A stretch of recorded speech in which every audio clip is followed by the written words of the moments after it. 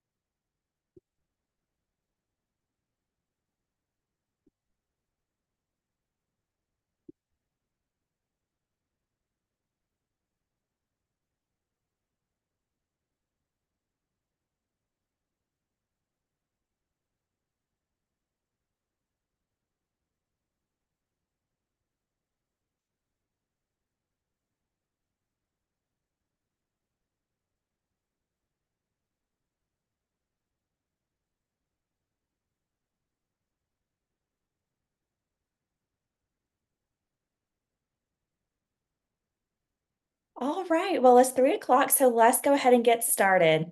So, hello, I'm Kelsey, family nurse practitioner, and welcome to Archer Review's webinar all about the skin. We'll cover common skin procedures like suturing and biopsies, and a few dermatological conditions related to animals. Common skin complaints like acne, too. Then we'll talk through the appropriate use of steroids, talk about some common skin infections and rashes, and how to differentiate between malignant and benign lesions. We'll wrap up discussing burns and the rule of nine, and one more dermatological condition that can throw even the most experienced provider in for a loop. We're going to cover quite a bit of information, so bear with me and take breaks as needed. Let's go ahead and get started. Before we dive into skin conditions, I wanted to talk a little bit about primary care procedures like suturing, cryotherapy, and biopsies. Depending on where you work, these could be something that you do daily. When we suture, we always want to be sure that we are not suturing an infected wound or a wound that's been open for more than 24 hours because the bacterial load is so high. When it comes to size, sutures range from 10 to 12O. The higher the number of zeros, the smaller the suture. The smallest suture we typically see used is 11O, but for skin, we generally want a 3O to a 5O size. Always use a needle holder and hold the needle, and remember that for the skin, we want to leave a small tail at the end of the suture. And a pro tip here. If you are suturing the scalp or someone with dark hair, go ahead and use a blue thread so you can see it when you're removing it. We usually remove sutures on the face in 5 to 7 days, the scalp and upper extremities in 7 to 10 days, and the lower extremities in 10 to 14 days. Cryotherapy and skin biopsies are used in cases of suspicious lesions. Cryotherapy can be used for a variety of lesions like actinic keratoses to genital warts. So when would we not want to use cryotherapy? In what situation? When a wound is open.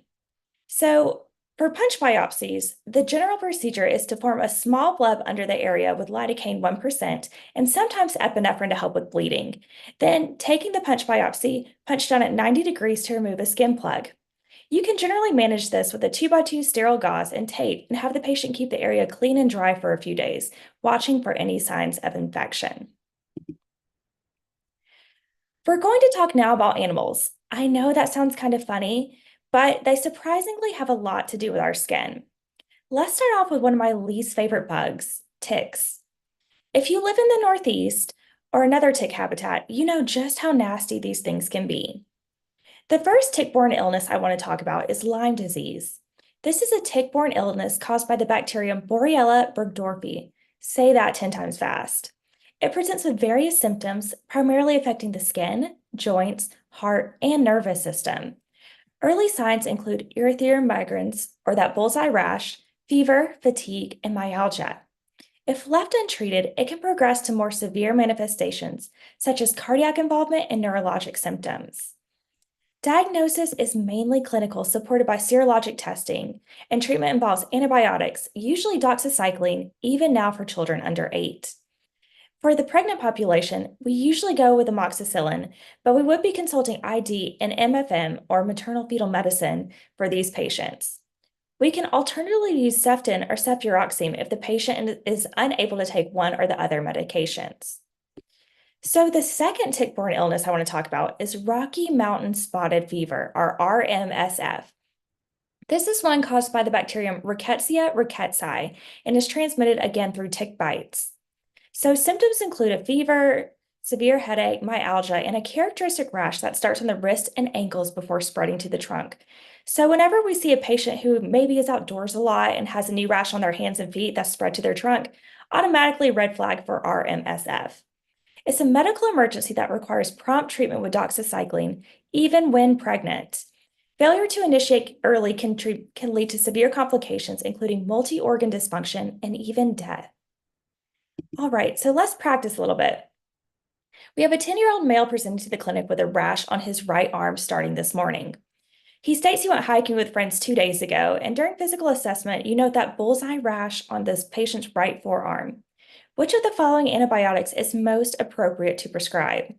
Is it penicillin G, azithromycin, amoxicillin, or doxycycline? I'll give you a few minutes to work through it.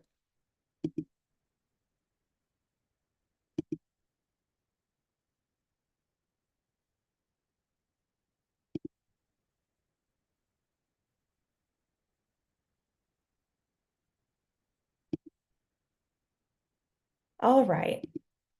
So the bullseye rash is your key clue here.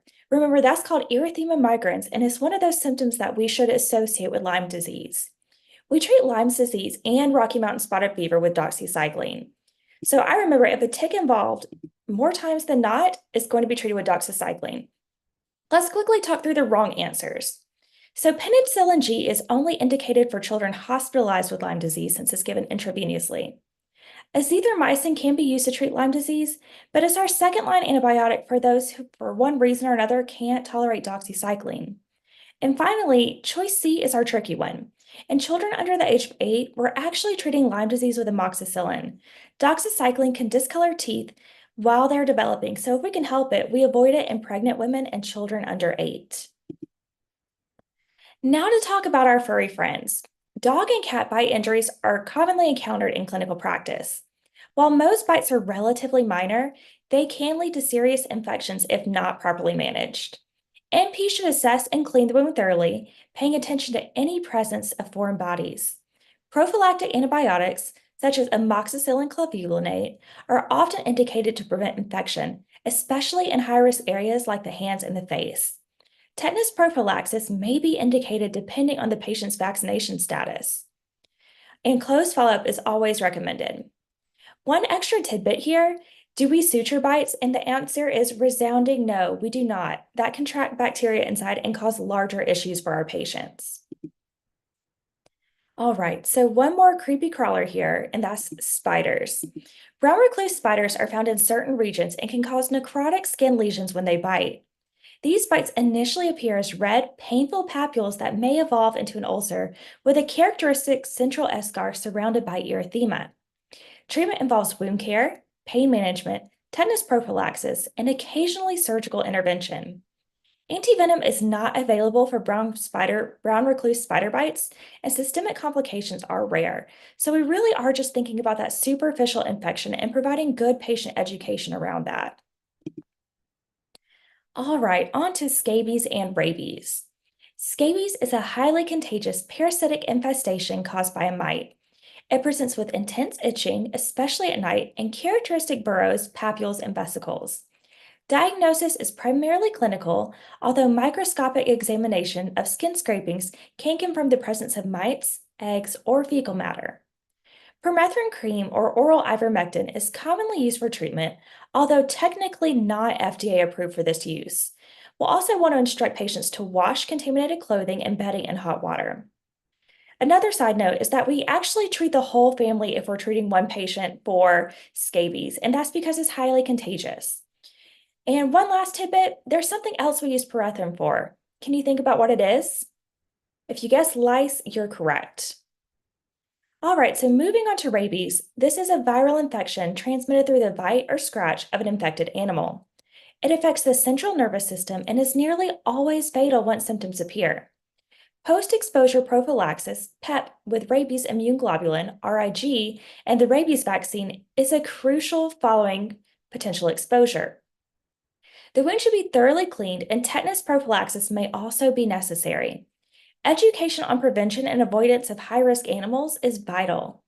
For example, if a patient has a bat in their house and they cannot prove it was not in the room with them when they slept, we actually recommend rabies prophylaxis because bats have a high incidence of carrying rabies and leaving bite marks that are hard to see.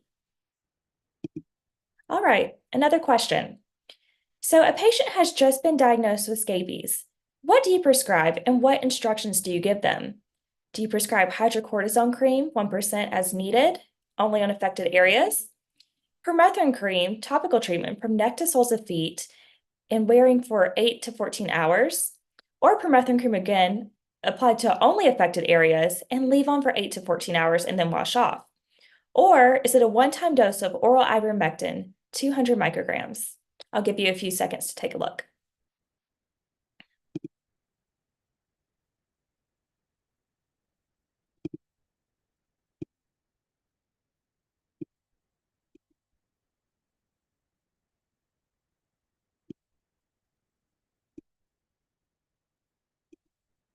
All right, if you guessed B, permethrin, you're correct. Permethrin targets a lot of insects we don't want around, mites, lice, and their eggs, by essentially suffocating them. Permethrin cream, usually 1%, is applied for 8 to 14 hours on the body from neck down to toes and or scalp and then washed off. We wouldn't use hydrocortisone cream for elimination of scabies, but it can help with itching.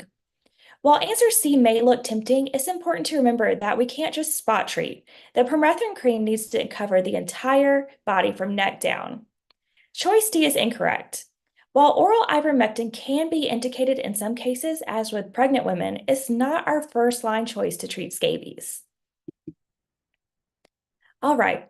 Lastly, for animal-related conditions, this one's not extremely related to the skin, but it does like to pop up on exams, and that's malaria. Malaria is a mosquito-borne infectious disease caused by the Plasmodium parasite.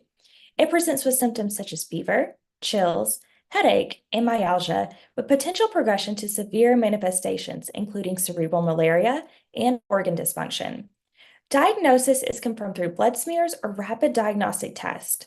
Treatment depends on species and severity of the infection, but often includes anti-malarial medications like chloroquine.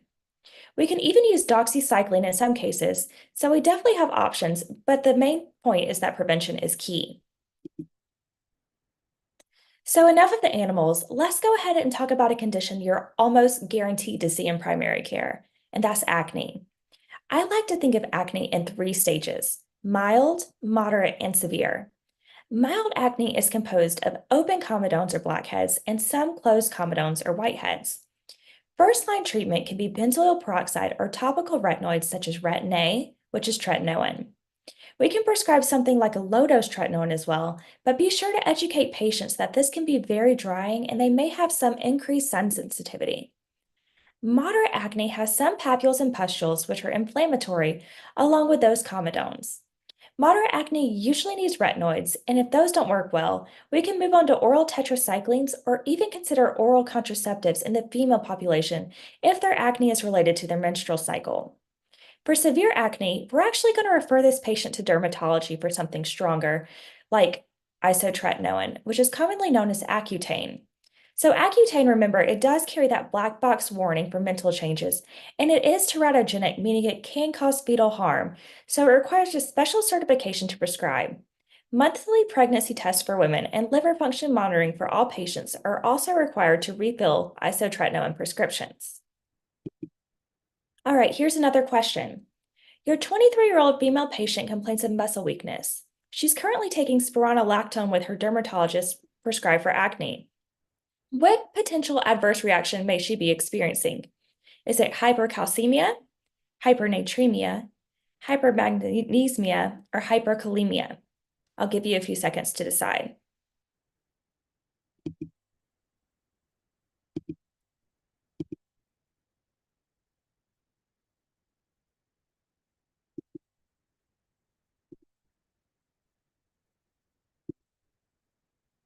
All right, so if you guessed D, hyperkalemia, you'd be correct. So you might remember the name spironolactone from another condition we often treat, hypertension. Spironolactone is a potassium-sparing diuretic, meaning they hold on to potassium while excreting excess sodium and fluid. So our patient here is at risk for hyperkalemia, which can cause muscle problems like weakness and paralysis, and the important one, cardiac arrhythmia. Choice A, hypercalcemia, is not a side effect of spironolactone. Choice B is also incorrect. Remember, spironolactone actually removes sodium from the body, so hyponatremia is more likely. And finally, choice C, hypermagnesium, can also cause weakness, but is not a side effect of spironolactone. Okay, now let's talk about a little bit about topical steroids.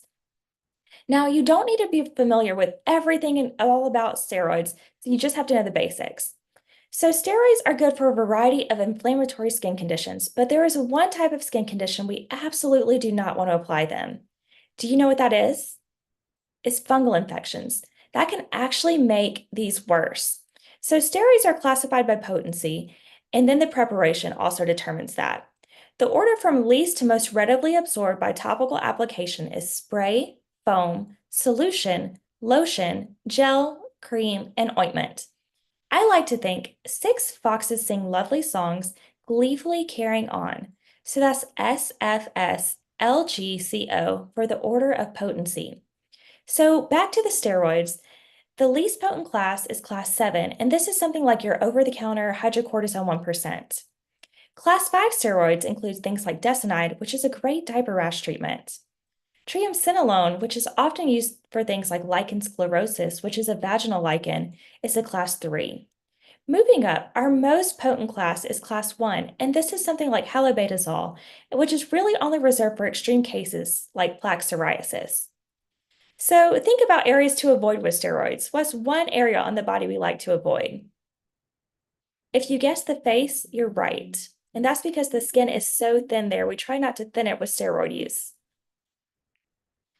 All right, so shifting gears a little bit, let's move on to some other common dermatological conditions: infections, rashes, and a few benign conditions, skin cancer, and burns. First, let's talk skin infections. We'll start with this first picture. Can you take a guess as to what that is? So this actually looks like a classic case of cellulitis. Cellulitis is caused by staph, so we usually treat it with things like Keflex or penicillin family medication. But do we know what it has the potential to turn into, the more serious cellulitis? That would be MRSA. If that happens, we might have to step up treatment to something like trimethoprim sulfamethasol, which you might know as Bactrim, clindamycin, or doxycycline. And the same goes for purulent cellulitis because it definitely can be trending towards MRSA. So now picture 2 here. What is that? If you guessed folliculitis, you'd be right. Unlike cellulitis, usually this just needs a topical treatment like mupirocin ointment. Can you think of something else we use mupirocin in? Impetigo. So impetigo is one of those things that love to show up on board exams, and it's those yellow or honey-crusted lesions that show up around the nose or mouth.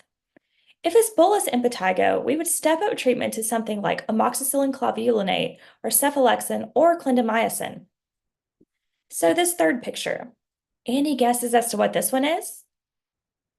It's actually a boil, or also known as a furuncle. Normally, symptomatic care is okay, except if they're where? Localized over a joint. That would be suspicious for osteomyelitis, and we would actually send these patients to the ED. And what about if we have these furuncles cluster together and become one large carbuncle? What do we do then? Well, we would definitely want to culture and treat based on that. Something like a penicillin usually works well. All right, so another practice question. You have a 32-year-old male patient complaining of an area of pain and inflammation in his left lower leg. He looks good, he's alert and oriented, his vital signs look great, and upon exam, there's no evidence of penetrating trauma or infection to any other location. He denies injection of drug use and known MRSA infection or colonization. He's healthy, he has no comorbidities. So knowing this, what do you prescribe the patient with? You have vancomycin, cephalexin, cefepime, or trimethoprim sulfamethasol. I'll give you a couple seconds to decide.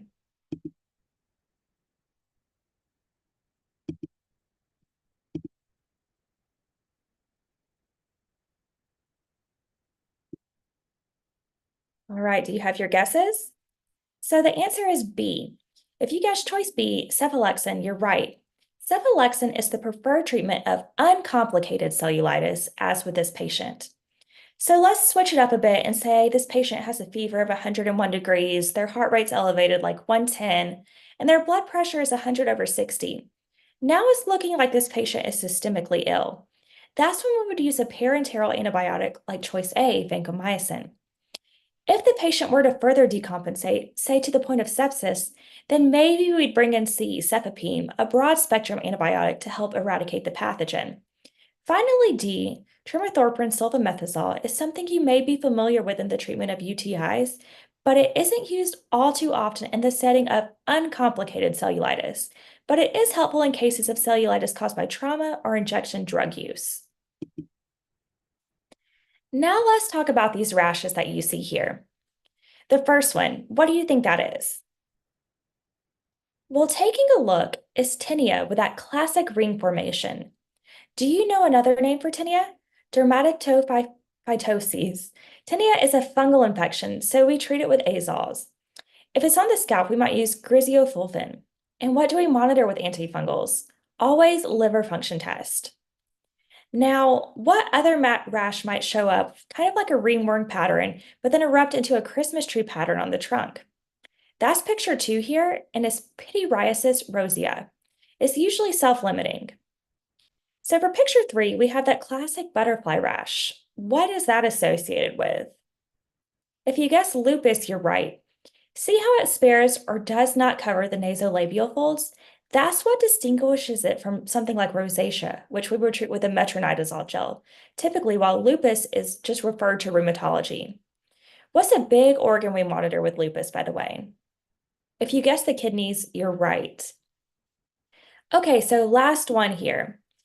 That's shingles or herpes zoster. This is a viral infection, so we can treat with antivirals like acyclovir or valcyclovir, which are most effective if used within the first 72 hours of symptom onset. Of course, we also have the shingles vaccine, Shingrix, which we recommend to all high-risk people and those over the age of 50 to get. Okay, now let's talk about some benign lesions. First, we have melasma. Melasma is a common skin condition that often occurs during pregnancy. It causes brown or grayish patches to appear on the face, mainly on the cheeks, forehead, nose, and chin. Hormonal changes and sun exposure can contribute to its development. While melasma is not harmful, it can affect one's self-esteem. Next up, we have vitiligo, and this is a chronic condition when patches of skin lose their pigment, resulting in white or light areas of colored skin. It occurs when melanocytes, the cells responsible for producing pigment, are destroyed. Vitiligo can impact a person's self-esteem as it affects their appearance. Although there's no cure for vitiligo, various treatments can help manage the condition. These include topical corticosteroids, topical calcineurin inhibitors, phototherapy, and surgical options like skin grafting. Next up, lipomas. These are benign fatty tumors made up of fat cells. They often appear as soft, movable lumps under the skin. Lipomas can occur anywhere in the body and they're generally considered harmless. However, if a lipoma grows in size, becomes painful, or causes discomfort, it's advisable to consult general surgery or dermatology to potentially have them removed. Okay, another question. So we have a 17-year-old male athlete that presents with light and dark colored patches of skin on his trunk, back, and neck. He states the rashes aren't itchy, but he's concerned about the way they look in the scaly patches. He denies any other medical history, recent illnesses, or trauma. What's the most appropriate diagnosis? Is it tinea versicolor, tinea corporis, pityriasis rosea, or vitiligo? I'll give you a second to make your guesses.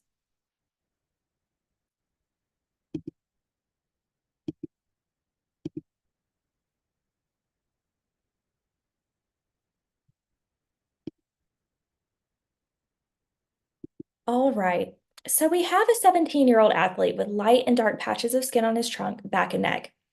Those statements should be a clue to you, should clue you into choice A, tinea versicolor. So tinea versicolor is a fungal infection caused by an overgrowth of yeast on the skin. We usually see it in warmer climates in athletes, people that sweat a lot. And it's easy to identify thanks to the light and dark areas of skin. We treat it with ketoconazole 1% or another topical antifungal if necessary. Choice B, pityriasis rosea, is a pink scaly rash that presents in a Christmas tree pattern, so it's not the correct diagnosis for this patient. Choice C, tinea corporis, is another fungal infection, but instead of light and dark patches on the skin, we'll see a pruritic red rash with accompanying vesicles. Choice D, vitiligo, is another plausible option for this patient to have. The key difference here is that with vitiligo, we see areas of hypopigmentation instead of both hypo and hyperpigmentation.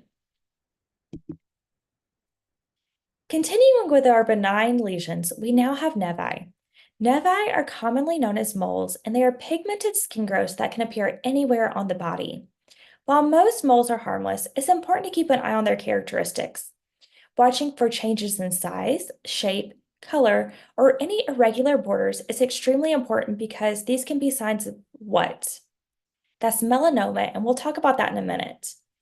Last but not least, achondrochondron, also known as skin tags, are small benign growths that occur in areas where the skin rubs against itself or clothing. They typically appear as soft, flesh-colored, or slightly darker protrusions. While they're harmless, they can sometimes cause irritation or discomfort. All right, so let's briefly talk about skin cancer. What's the most serious kind? That's melanoma, exactly. And remember the ABCDEs: asymmetry, border, color, diameter, which is anything larger than 6 millimeters, and evolving or elevated lesions. Any signs of those, and we're urgently referring them to dermatology for a closer look.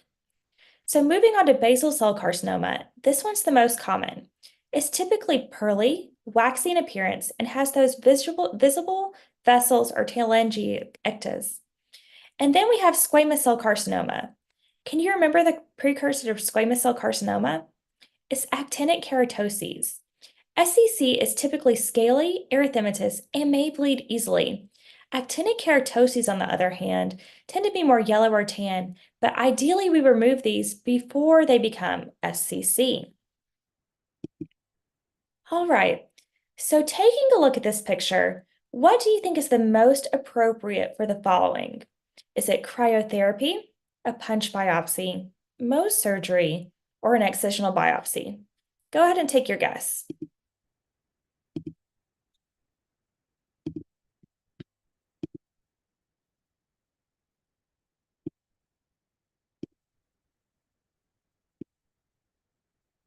All right, so this dark lesion with irregular borders looks like melanoma.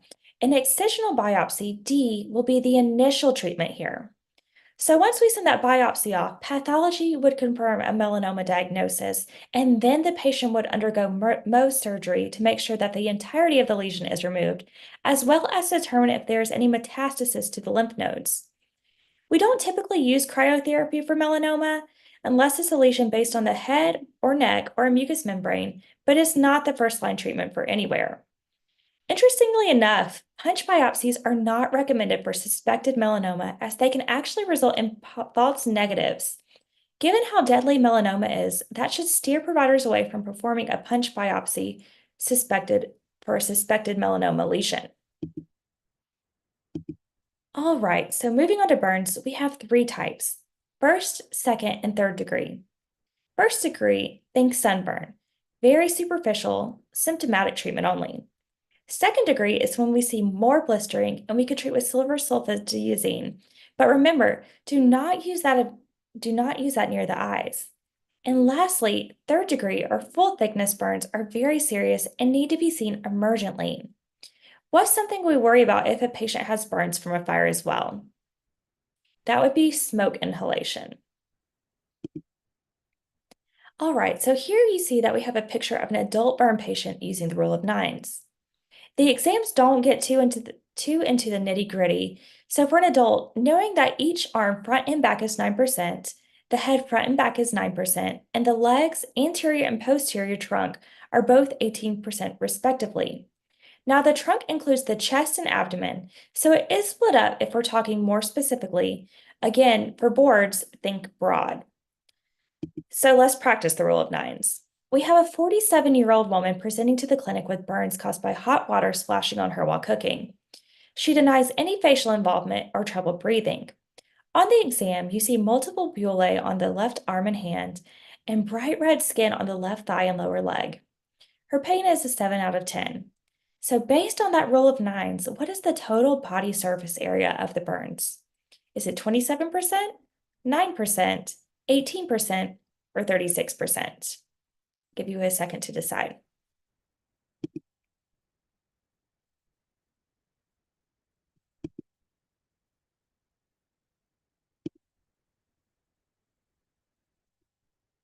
All right, so the rule of nines can be tricky, but let's break it down. So the front arm is 4.5% and the back arm is another 4.5%, making the burn on that one arm at 9%. Now she's got burns on one of her legs, and legs take up a lot of body surface, so it counts for 18%. Add 9 to 18, and the patient's total body surface area burn is 27%. Our last topic is something that you may have seen in the news only and never in real life, and that's anthrax.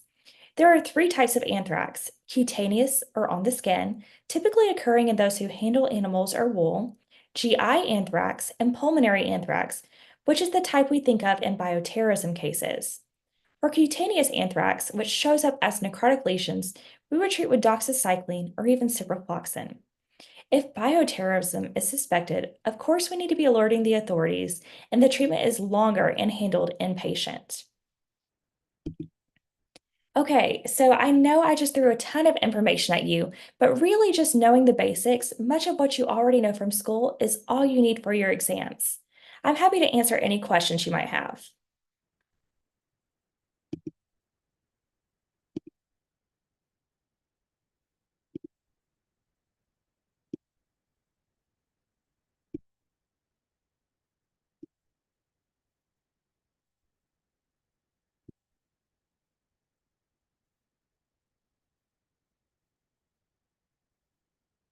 All right, so the first question is, how can Archer help me prepare for the ANCC board? Well, that is a great question. So looking at this slide, we have a ton of resources for you that you can utilize to help ace your exams. We have a question bank, we have on-demand videos, and even 3-day live reviews that are coming soon to help you prepare. Also, go ahead and scan this little QR code in the right bottom corner of your screen. That will sign you up for all of our future archery review webinars, which we're doing them on a weekly basis right now. And by doing those things, those can help you get prepared for boards and are great resources for you.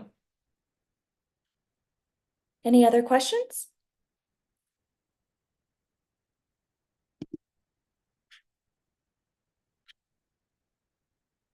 Awesome, you're welcome. I'm glad you got something out of that review. I'm so glad to hear it.